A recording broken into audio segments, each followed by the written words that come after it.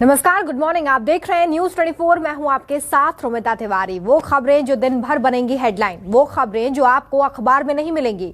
नई सुबह नई खबर के साथ आइए शुरू करते हैं फटाफट खबरों का फटाफट bulletin morning superfast. Pamela Goswami drug मामले में बीजेपी नेता राकेश सिंह गिरफ्तार, आज कोर्ट में पेशी। कोकीन कांड में बीजेपी नेता को कोलकाता पुलिस ने गिरफ्तार किया है, पुलिस आज करेगी पूछताछ। पुलिस ने उनके 2 बेटे और 2 नौकर को भी गिरफ्तार कर लिया है। पामेला ने बीजेपी नेता राकेश सिंह पर फंसाने का आरोप लगाया था। पुलिस की टीम ने राकेश सिंह के घर पर छापेमारी की है, पुलिस ने 3 घंटे छानबीन की। पुलिस ने पूछताछ के लिए राकेश सिंह को नोटिस जारी किया था, लेकिन वो नहीं पहुंचे।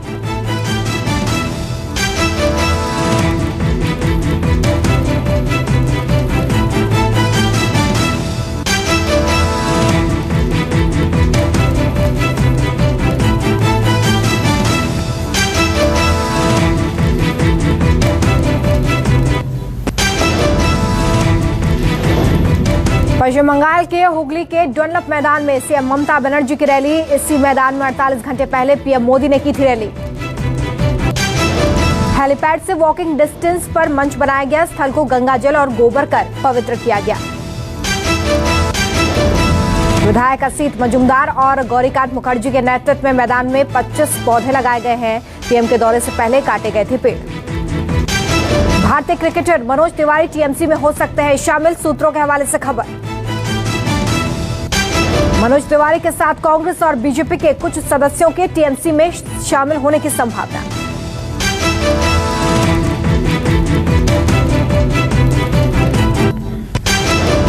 गुजरात ने कहा, चुनाव नतीजों से उत्साहित गृह मंत्री अमित शाह बोले, अब बंगाल की बारी। पीएम ने भी गुजरात का किया शुक्रिया। अमित शाह बोले, गुजरात बीजेपी का गढ़, नतीजे किसान आंदोलन के नाम पर अफवाह फैलाने वालों को जवाब।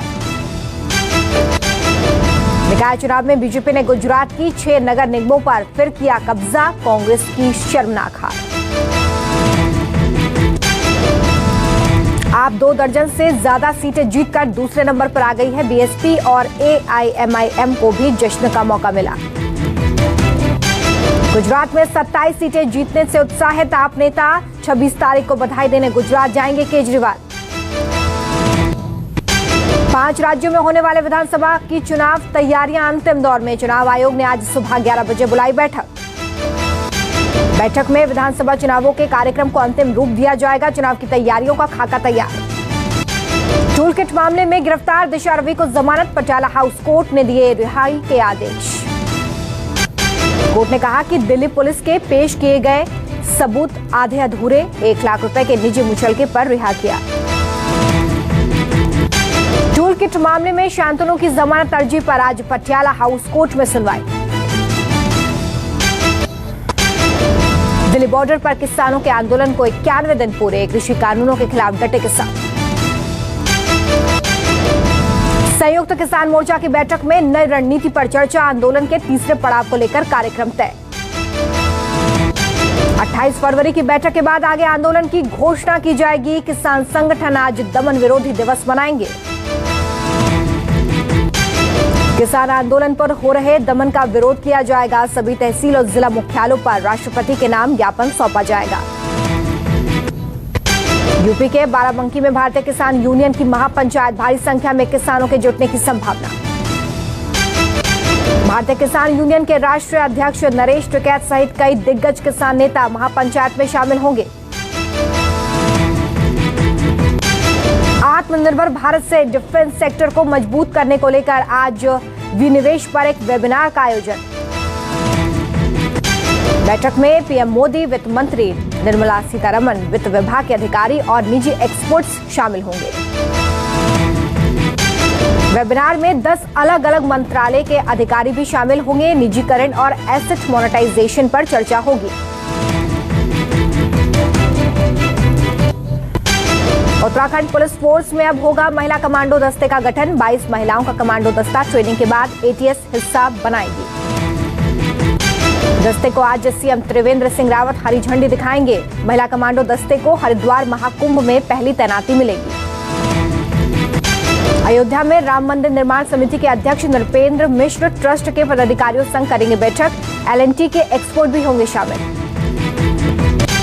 आज पेश होगा राजस्थान सरकार का बजट। सीएम गहलोत के बजट में आर्थिक मैनेजमेंट के साथ कई अहम घोषणाएं संभव। किसान, युवा, महिलाओं के लिए बड़ी घोषणाएं संभव मानी जा रही हैं। कृषि उपकरणों की खरीद में वित्तीय मदद के प्रस्ताव को हरी झंडी की उम्मीद। प्रयागराज में धन परिवर्तन अध्यादेश को चुनौती देने वाली याचिका पर हाईकोर्ट में सुनवाई। अध्यादेश को रद्द करने की मांग। याचिका में धन परिवर्तन कानून के दुरुपयोग की आशंका जताई गई है। सुप्रीम कोर्ट ने 25 जनवरी को सरकार की अर्जी को खारिज कर दिया। सरकार ने धन परिवर्तन अध्यादेश को पूरी तरह से संविधान सम्मत बताया। चीफ जस्टिस की डिवीजन बेंच करेगी मामले की सुनवाई। नेपाल सुप्रीम कोर्ट का ओली को बड़ा झटका। 5 सदस्यीय संवैधानिक पीठ ने ओली के फैसले को असंवैधानिक करार दिया। कोर्ट ने सरकार को अगले 13 दिनों के अंदर संसद सत्र बुलाने का आदेश दिया है। सभी नियुक्तियां रद्द। आगरा दिल्ली यमुना एक्सप्रेसवे पर दर्दनाक सड़क हादसा, 7 लोगों की मौत। एक्सप्रेसवे के पास नोएडा की तरफ से आ रहा था टैंकर। टायर फटने के बाद कार पर पलटा टैंकर। कार सवार दंपत्ति, उनके 2 बेटे, 2 रिश्तेदार और चालक ने मौके पर तोड़ा दम। सभी आगरा से दिल्ली की तरफ जा रहे थे। मृतक हरियाणा के जिंद के रहने वाले बताए जा रहे हैं।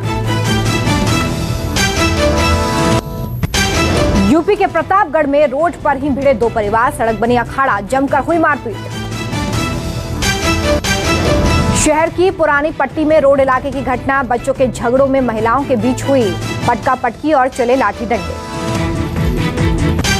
यूपी के कानपुर में मंचलों को युवती ने सिखाया सबक, बीच सड़क पर जमकर पीटा। युवती के मुताबिक युवक कर रहे थे छेड़छाड़। युवती ने सड़क पर ही उतारा प्यार का भूत।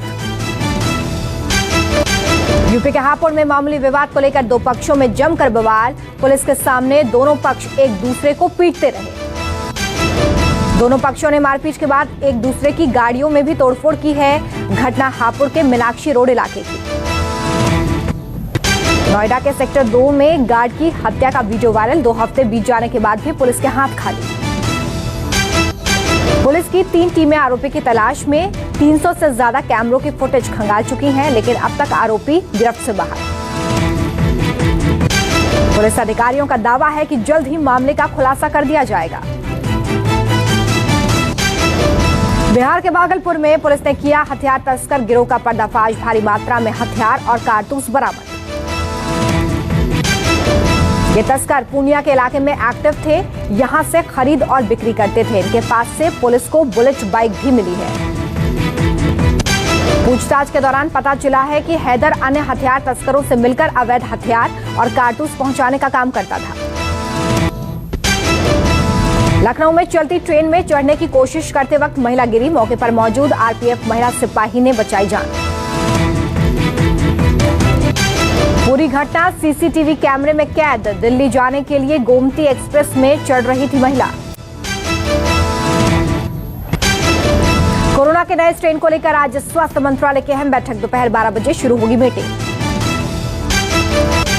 देश में कोरोना के मामले फिर से बढ़ने के पीछे क्या नए स्ट्रेन की भूमिका है, ये 3 से 4 दिनों में साफ होगा। महाराष्ट्र और केरल दोनों राज्यों से पिछले 1 महीने में करीब 800 से 900 सैंपलिंग के लिए भेजे गए हैं। जीनोम एनालिसिस के मद्देनजर महाराष्ट्र में मुंबई और केरल के अलावा पंजाब और बेंगलुरु से भी सैंपल मंगवाए गए। देश में कोरोना की रफ्तार हुई हल्की। 24 घंटे में 10,000 से ज्यादा मामले, 78 लोगों की जान गई। देश में कोरोना मरीजों की संख्या 1 करोड़ 10 लाख के पार, 1,56,000 से ज्यादा मौतें। दिल्ली में कोरोना पर ब्रेक जारी। 24 घंटे में 145 नए मामले, 2 की मौत, 6 लाख के पार मरीज। महाराष्ट्र में कोरोना आउट ऑफ कंट्रोल। 24 घंटे में सामने आए 6,218 मामले, 51 लोगों की जान गई। एमपी में कोरोना के 24 घंटे में 248 नए केस, 1 की मौत, मरीजों की संख्या 3,19,000 के पार। आज होगा अहमदाबाद में दुनिया के सबसे बड़े क्रिकेट स्टेडियम का उद्घाटन। राष्ट्रपति रामनाथ कोविंद और अमित शाह होंगे मौजूद। आज से शुरू हो रहा है भारत और इंग्लैंड के बीच day night test match. Stadium में 1,10,000 दर्शकों के बैठने की व्यवस्था। ये दुनिया का पहला ऐसा क्रिकेट स्टेडियम है जहां पर 11 पिच हैं, जिसमें 5 पिचेस पर लाल मिट्टी का इस्तेमाल किया गया है, तो वहीं बाकी 6 पर काली मिट्टी का इस्तेमाल हुआ है। मोटेरा स्टेडियम में मेन ग्राउंड के अलावा 2 प्रैक्टिस ग्राउंड भी हैं, दोनों में 9 मल्टीपल पिच हैं। ये स्टेडियम करीब 700 करोड़ की लागत से बनकर तैयार हुआ है। ओलंपिक साइज का स्विमिंग पूल स्टेडियम में मौजूद है। 8 सेंटीमीटर तक बारिश होने पर भी रद्द नहीं होगा मैच। 30 मिनट में सूख जाएगा मैदान। इंडिया इंग्लैंड टेस्ट मैच आज से अश्विन और अक्षर पटेल के साथ उतर सकती है टीम इंडिया। पांड्या और बुमराह की वापसी की संभावना। तेज गेंदबाज उमेश यादव फिटनेस टेस्ट में पास हो गए हैं। इंग्लैंड के खिलाफ आखिरी 2 टेस्ट मैचों में मिल सकता है मौका। मोटेने ग्रोपोल बॉक्सिंग टूर्नामेंट में भारतीय महिला बॉक्सरों का शानदार प्रदर्शन। 10 मेडल्स के साथ टॉप पर भारतीय टीम। मेसी ने एक और रिकॉर्ड किया अपने नाम। ला लीगा में सबसे ज्यादा मैच खेलने वाले खिलाड़ी बने।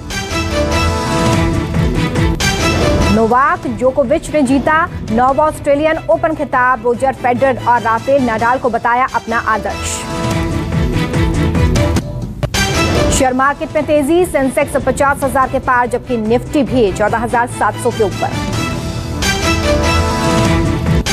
टोल कलेक्शन में दिख रहा है फास्टैग के नियमों का असर। एक दिन में सरकारी खजाने में जमा हुए 102 करोड़ रुपए। 25 फ्लाइट्स के साथ फिर से उड़ान भरने के लिए तैयार है जेट एयरवेज। भारी घाटे और कर्ज के बाद 2019 में हुई थी बंद। टीवीएस iQV ने बिक्री के मामले में बजाज चेतक को पछाड़ा। 1 महीने में टीवीएस के कुल 211 यूनिट की बिक्री। सस्ते में मिलेगी रेलवे की जमीन, सरकार लाएगी नई पॉलिसी।